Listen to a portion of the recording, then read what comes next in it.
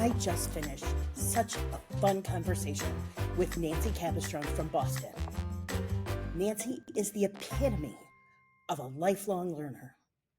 We talked about Nancy's trademarked phrase, expanding human excellence, and how that serves as her North Star in her Vistage practice. We talk a lot about LinkedIn as a marketing tool, and we plan our funerals. No, really, it's a fun conversation. Let's start. Hi, welcome to Chair-isma. Today we have Nancy Capistran, and she is joining us from Boston. Hey, Nancy, how are you? I'm great, Francine. So nice to see you. Thank you so much for inviting me today. Thanks so much for coming. So I always like to start out with a little get to know you part. I don't believe anybody is all one thing or another. So I'd like to ask you your ratios of two different things. So I'll say dog or cat, and I tell you I'm 80% dog, 20% cat. So we'll get started. You ready? All right. Nancy, dog or cat? 80% dog, 20% cat. How about save or spend? I would say 70% save, 30% spend. Sweet like ice cream or salty like French fries? Salty like French fries, 80%, and sweet would be 20%. Time or money? Well, being a cancer survivor, I would say 80% time, 20% money. Last one, most important one. Are you ready? Mm-hmm. What is your peanut butter to jelly ratio? Well, it is 100% jelly because I'm anaphylactically allergic, which is life-threatening for me for peanuts.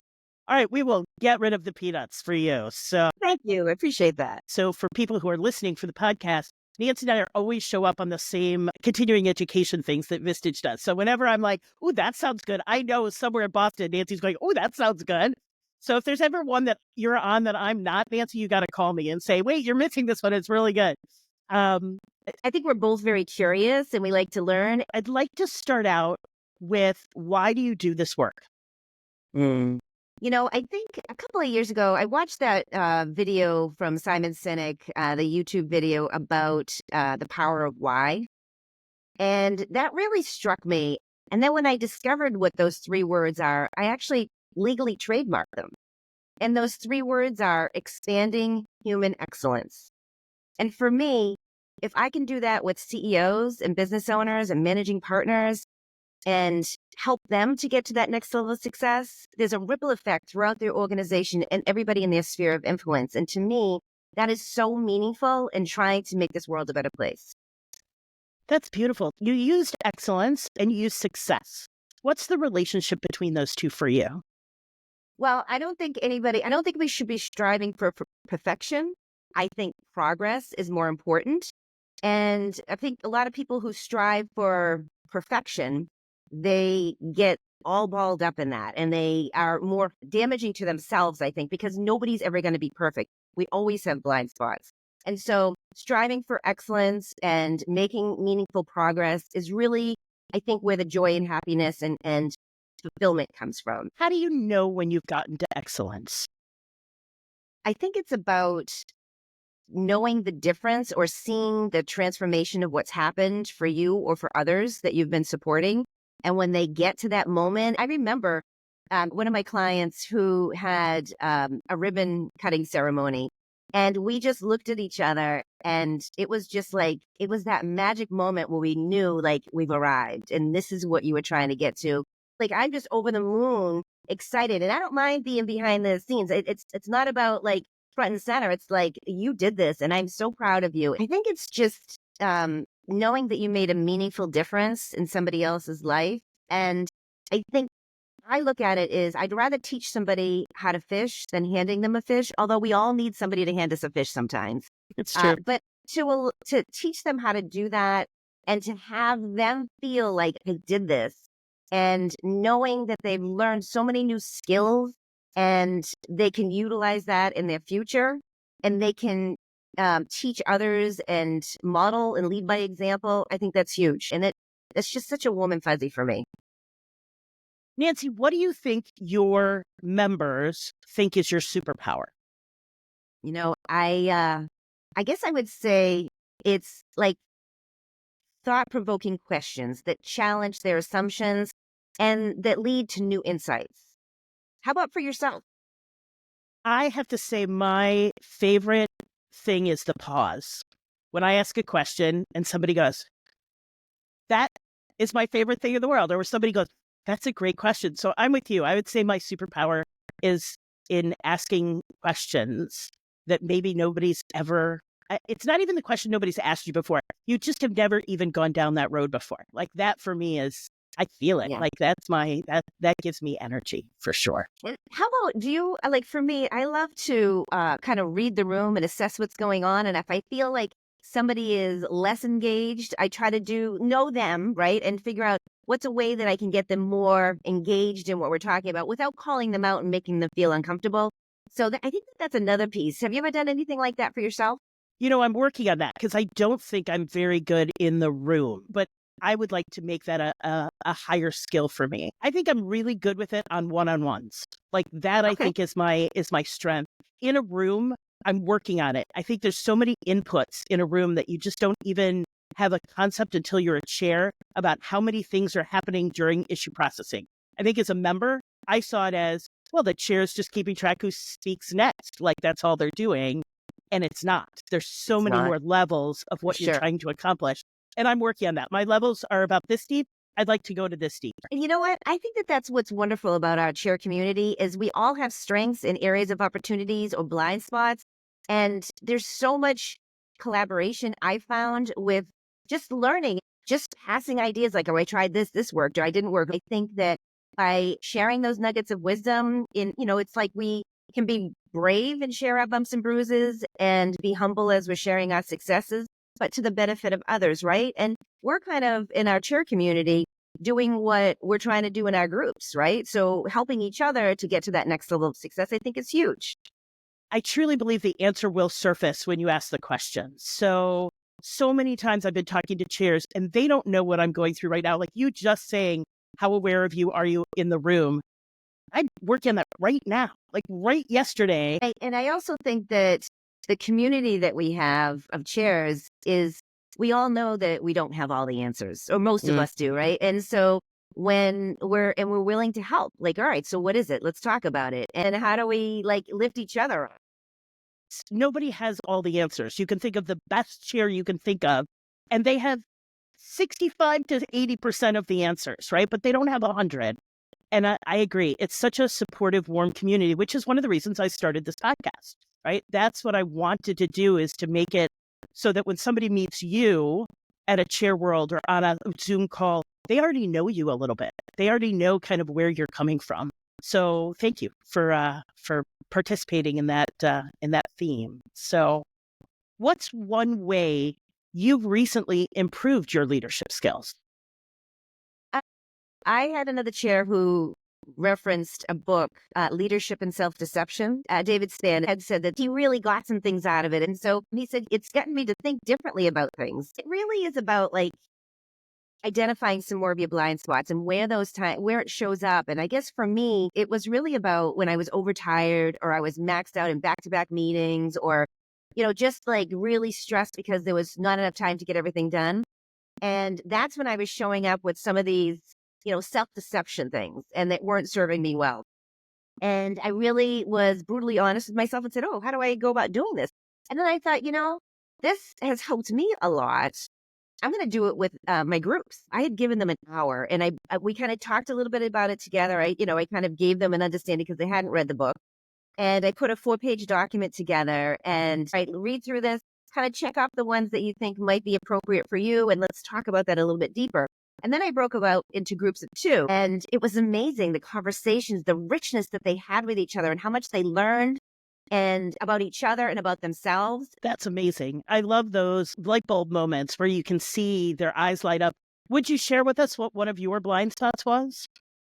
I think my blind spots are I need to stay current and present in the conversation. And usually I'm okay with that, except when it's like boom, boom, boom, boom, boom. Not everything goes perfect. And sometimes there's, you might be getting a text or something. I need to talk to you right away. And you're like, I'm on calls for the next 3 hours. it's just trying to be really present in that moment and really give the person that you're talking with your full attention.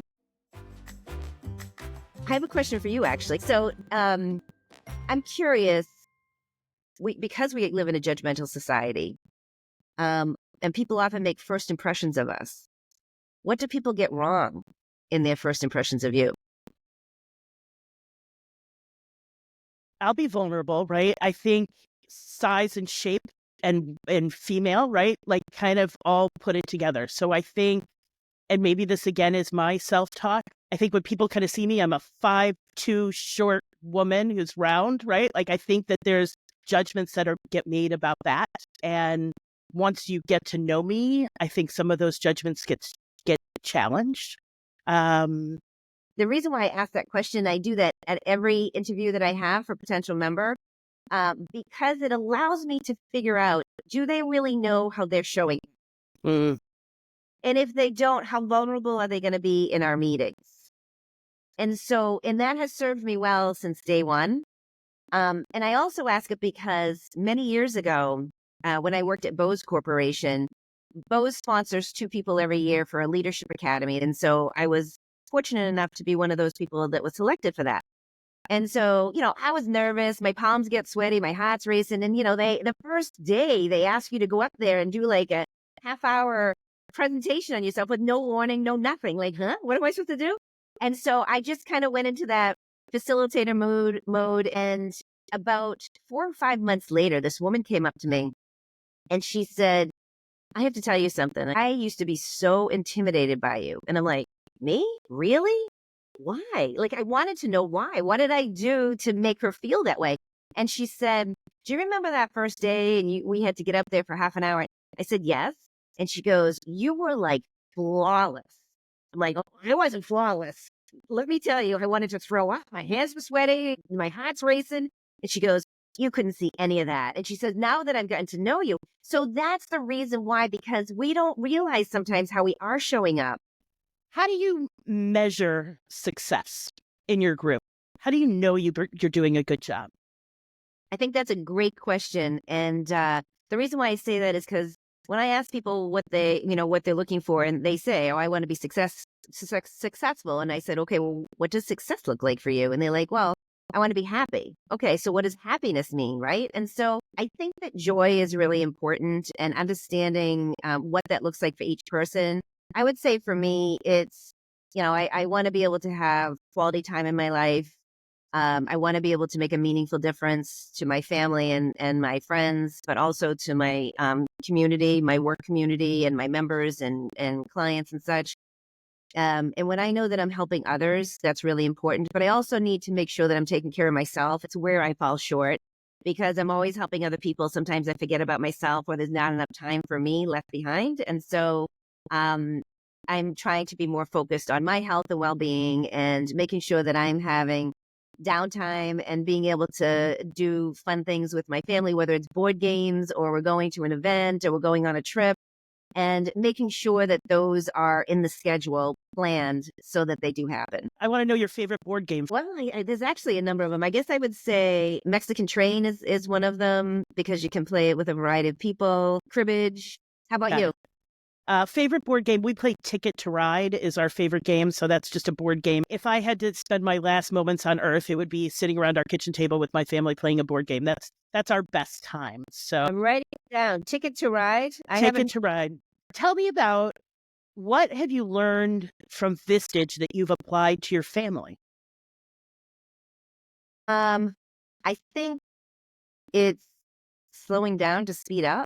And what I mean by that is I think I've been working so hard to grow my businesses that it's been, my family sometimes wasn't as, it wasn't that they weren't important because I felt like I'm doing this for my family. Sure. But what I forgot about is that they want time with me. And I didn't realize that until I started learning more about the Vistage journey and things like that. And I would say that's been very, so priceless for me. Yeah. That's amazing to have that be a lesson that you show up for earlier rather than later, right? Yeah. Yes. And how about yourself? I think my favorite part is the happiness that this job brings me.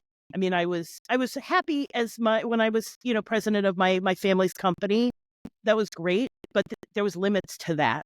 And there's no limits to kind of how happy I am doing this work. And, it can be the most frustrating work, but even underlying that, it's still the best job out there. And so for them to see a switch in career at 50, like you can change what you want to be, you can change everything about yourself, still remain who you are at the core, and then just become happier and happier. Like, Yeah, agree. 100%. let's talk for a second about what you would tell somebody, maybe a new chair, about how you use technology, how you use social media in order to help your practice.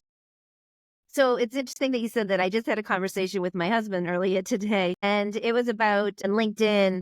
They have this newsletter option that you can use. I was using another company, but I never knew, like, are they opening it? What are they looking at? And on LinkedIn, their newsletter, it doesn't cost you anything. It takes me longer to do things because I'm self-teaching. And although that's really great after you learn it because it's solid in you, it seems like it's such a slow process. And I have like 800 and something people. I've only been doing it for like maybe 6 months. And what I realized, and the excitement was, after this heavy lift to like put my first one out there, and I'm kind of like, oh my gosh, I hope it all goes well. And then you're watching it, and it's like you're getting all these, like, oh, there's 5 people that just subscribed, 6 people, 7 people, and it's just going up like within the first 5 minutes. And I'm like, oh my gosh, You are getting your dopamine hits there, going, yay!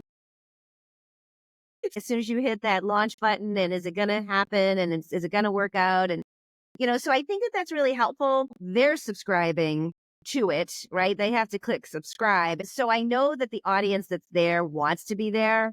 And it also shows the click-through rates on certain things, so you know which topics are really top of mind for them, or where the most value is, knowing that I'm adding value, that expanding human excellence piece, right? So that I'm helping other people. So that gives me that energy. But learning technology can be really challenging, and it's a lot of trial and error. I agree. And if you're curious and you want to learn that stuff, if that's what energizes you, then you do it. So here's one of the questions I wanted to ask you. Would you rather have a conversation with your younger self or your future self, and why? My younger self, for sure. My future self, I have so much excitement about that I don't know that they need the help that my younger self does. So I think my future self is like super happy, super fulfilled. She's kind of figured it out, right? Like, I think I'm not there yet, but I think she's figuring it out. My younger self is so not.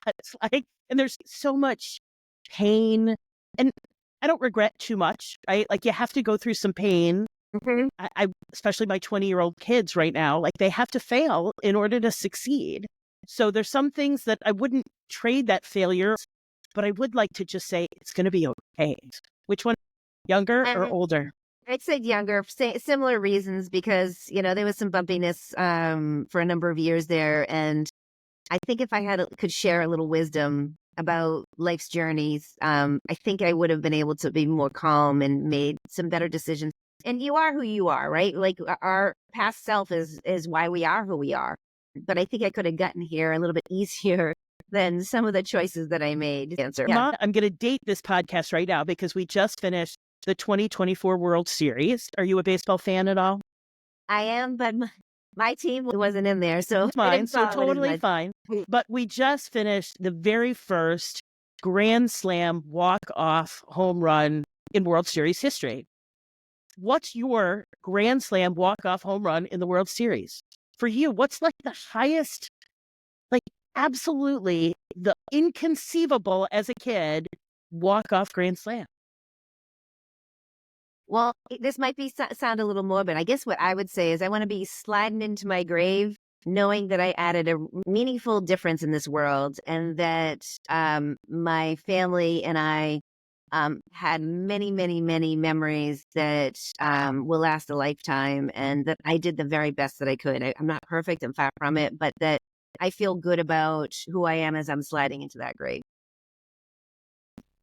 Mine is very similar. Mine is really similar. Mine is that my funeral lasts hours because there are so many people who want to talk. And that there's so much laughter that people use up tissues, not because they're crying, but because they're laughing. And that the food is really good at the Shiva afterwards. Yeah, and I think I love that you said that, because I think for those left behind, like our family and friends, having those kind of, celebratory conversations helps to soften that loss and that sadness, and helps them through the healing process. All right. So you mentioned you were a cancer survivor. Mhm. I'd like to know what your cancer journey means in your practice. Would you share that with us? Yeah, I think everybody's going at warp speed, and they don't realize how a snap of a finger your world can stop. And you have to reassess every second. Like, nothing matters in that moment when you hear the doctor say those things. And when you go back, like I was with my husband the first time, and then I had to go back like a couple of days later, and I went with my best friend, who's been my best friend since 1982. And I wanted her, because it was very emotional, and there was a couple of options that I had. And I really wanted her to hear them in case I wasn't hearing it well because of the intensity of it. And I remember going into it was in Boston at Dana-Farber, and we went into the garage, sat in the car, and both of us just started bawling, and neither one of us cry. I mean, we just don't. It's not something that we normally do. And we just cried like babies. And she just looks at me she's like, I'm being totally selfish here, but you gotta go for the most aggressive one, because I want you to be around. I can't imagine life without you. And, then and more crying and things like that. But I think, those moments, and then having to talk to our children when they were in middle school and beginning of high school when it was happening, and, didn't know it was going to be a 4-year journey with 13 surgeries, and the intensity of, the biggest one was 14 hours. I mean, it was just, anyway, you think about reality of well, I got to survive this.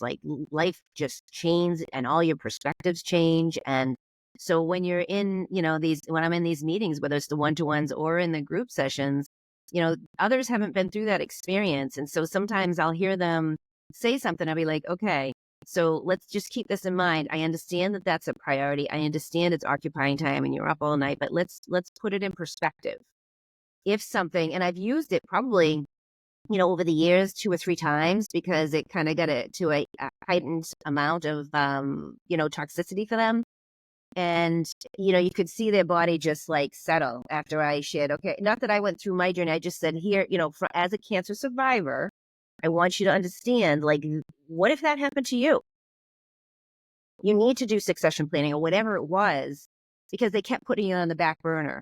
And a lot of times it comes up when it's the succession planning piece, because they think that they can continue to do it all, and nobody can. And you need to prepare, because nobody thinks it's going to happen to them, but it does. More often than not, it does. It might not be cancer. It might be a car accident. It might be whatever, some medical issue.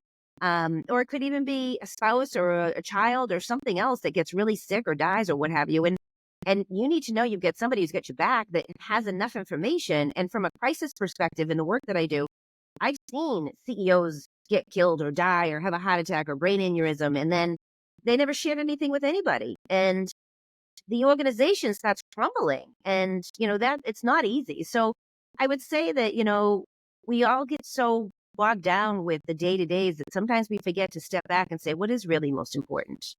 And that's what we need to keep as our true north and our guiding, kind of the direction that we want to steer our ships.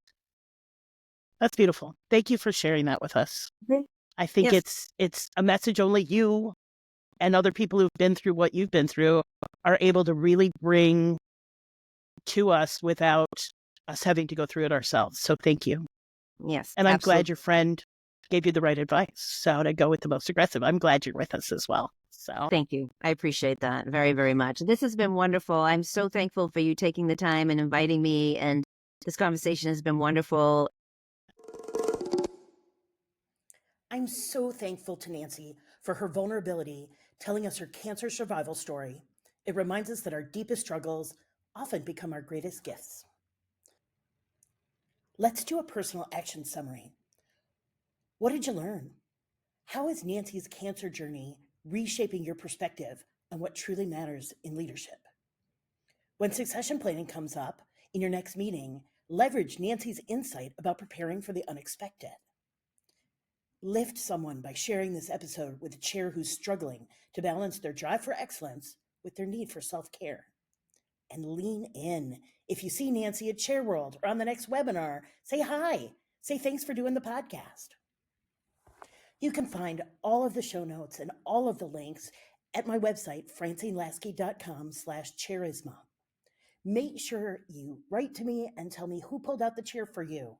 Nominate my next guest on Chair-isma. And who needs this right now? Make sure you tell your VCG, put it out on social media, and share all the wisdom that Nancy shared with us. With appreciation for the wisdom we share, until next time, keep growing your chair impact.